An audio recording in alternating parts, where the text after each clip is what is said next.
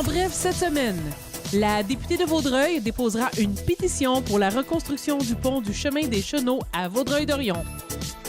L'industrie de la logistique continue de se démarquer dans Vaudreuil-Soulanges. Et Saint-Polycarpe se classe parmi les 4 finalistes du concours Craft Hockeyville au Canada.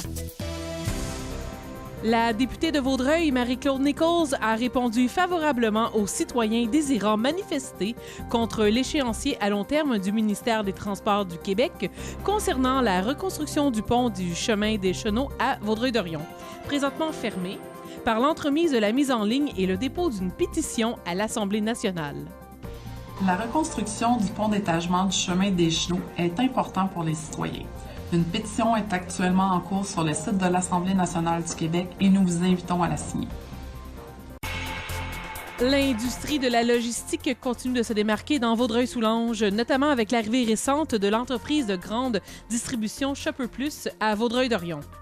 En effet, l'entreprise y installera son entrepôt principal. Guy Pilon, maire de la ville de Vaudreuil-Dorion et président de DEV, souligne la position avantageuse de Vaudreuil-Dorion pour ce secteur commercial. Tout à fait. On est très, très contents de cette annonce-là. Ils viennent s'installer ici parce que, bon, je suppose qu'ils ont des bonnes raisons, du point de vue géographique. Et ce qu'on me dit, c'est que ça pourrait être le début de quelque chose de plus gros. Donc, on est très contents. C'est exactement ce qu'on recherche dans notre ville. On a jusqu'à... Lorsque j'ai fait ma présentation à la Chambre de commerce, on se rend compte qu'on a un surplus de travailleurs par rapport aux emplois de plus de 40 000 personnes. Donc, tout emploi qu'on va pouvoir trouver sur notre territoire, il va sûrement trouver des preneurs. Et deuxièmement, le plus de gens possible qu'on peut garder sur le territoire va empêcher des gens à chaque matin d'aller encombrer la 40. 85 % de l'activité commerciale au Canada se passe entre l'Ontario, les États-Unis puis Montréal. Mais entre Toronto et Montréal, il y a une place qui s'appelle Vaudreuil-Soulanges qui est incontournable. Donc, on espère que les gens vont arrêter ici, vont transformer, vont avoir une valeur plus, vont créer des bons jobs, plutôt que d'aller avec des gros camions à Montréal et d'avoir encombré peu importe les ponts autour de Montréal. C'est officiel, la municipalité de Saint-Polycarpe se qualifie parmi les 4 communautés finalistes du concours Craft Hockeyville. Le prix d'un montant de 250 000 $ permettrait à la ville un sérieux coup de pouce afin de valoriser le centre sportif Soulanges, qui a précédemment eu plusieurs problèmes avec le système de refroidissement de la patinoire. Bien, l'aréna de Saint-Polycarpe offre des services. Bien, on comprend c'est quoi les services d'une aréna. Donc, le hockey, le patinage artistique, le patinage libre, les ligues de garage se rassemblent ici tous les jours, toutes les semaines. Ça existe depuis 1980 et les gens de Saint-Polycarpe en sont très fiers. C'est un lieu de rencontre de toutes les générations. Il y a aussi, on a une grande salle qui sert à des activités communautaires, à des spectacles, qui a servi à des soupers. Alors oui, ça a toujours eu beaucoup de vie. Préparez-vous à voter du 29 au 30 mars prochain. Le 17 mars dernier, le sous-comité issu de l'immigration pour Vaudreuil-Soulanges, en collaboration avec Réseau Emploi Entrepreneurship, organisait la Fiesta de Marzo, un événement festif afin de créer des liens avec la communauté hispanique de la région. Le 5 février dernier, le NPD a présenté une motion demandant au gouvernement libéral d'agir sur la crise du logement et de construire des logements sociaux rapidement. La députée de Salaberry-sur-Roi, Anne Mintoukouache, explique comment cette crise se vit ici, dans la région. C'est très difficile pour les gens de notre région. On sait qu'on vit dans une région assez défavorisée et éloignée des grands centres urbains. Et malheureusement, le financement fédéral pour les logements abordables, c'est très, très limité et il reste des miettes, en fait, quand on arrive aux régions qui sont un peu plus éloignées des grands centres.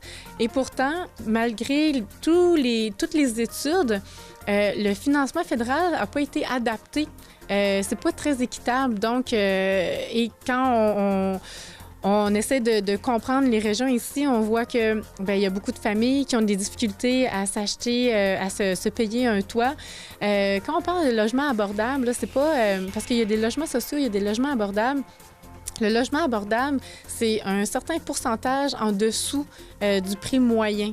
Mais si le prix moyen il est à, je sais pas moi, 1 000 $ par mois, puis que c'est 10 % en dessous du 1 000 $ par mois, bien, on est quand même juste à 900 $ par mois. Mais les gens, ils n'ont pas ce budget-là à accorder à un logement. On dit que pour que ça soit viable, il faut que le logement soit en deçà de 30% du salaire. Le 12 mars dernier se tenait la 3e édition de la soirée Femmes de tête, organisée par la députée de Salaberry-sur-Roi, Admin Toukouache, à la salle La Soie, à Salaberry-de-Valleyfield. Environ 150 citoyens se sont déplacés pour entendre les 5 dirigeantes nous raconter les défis personnels qu'elles ont eu à traverser et le courage qu'elles ont développé à travers leur expérience.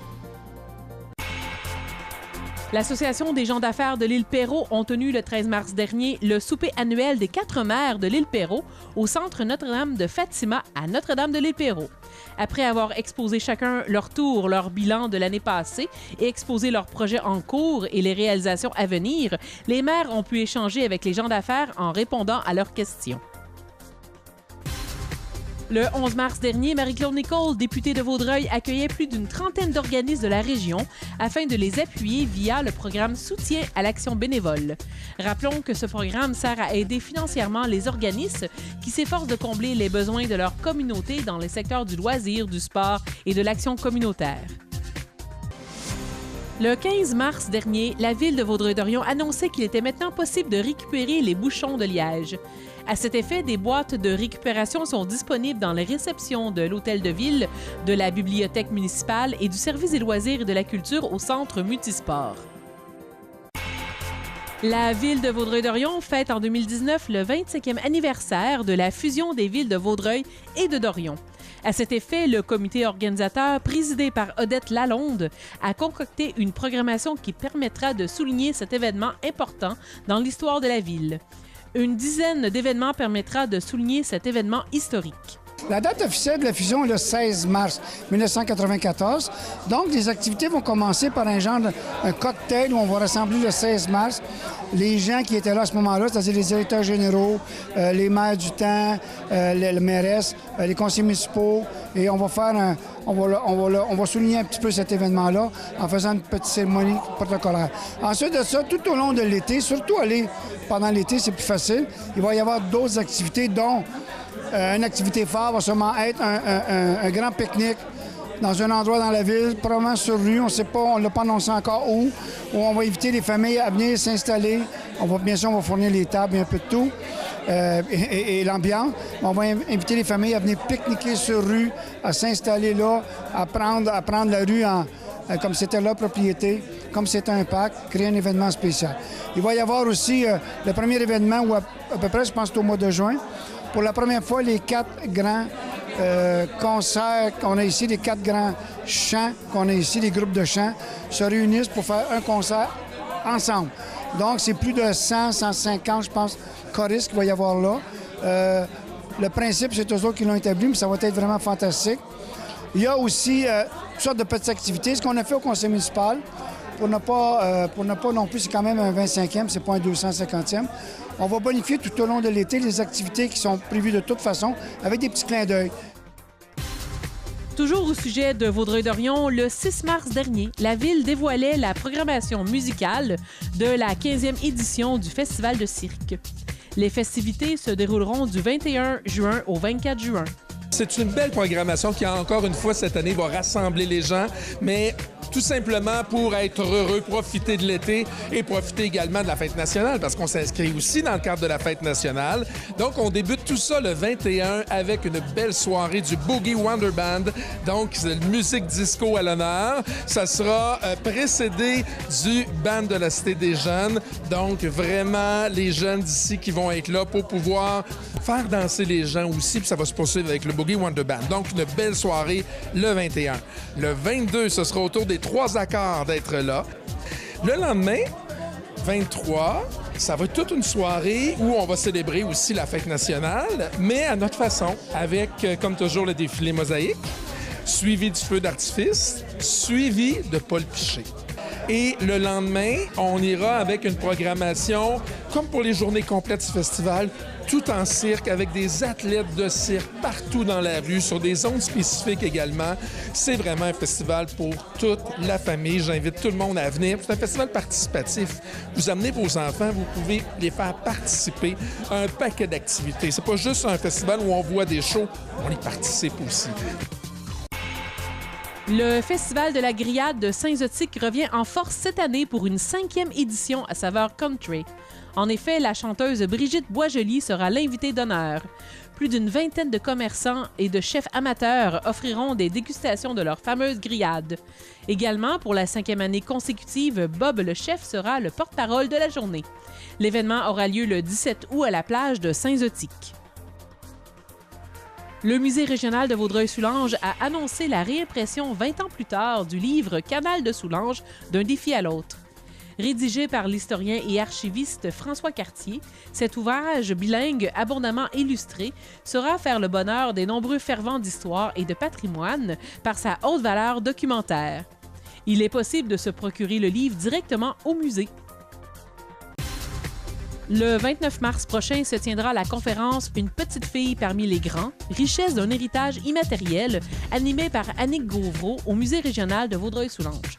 L'artiste peintre expliquera comment sa jeunesse et sa carrière ont été influencées par ses parents, deux des signataires du manifeste Refus global.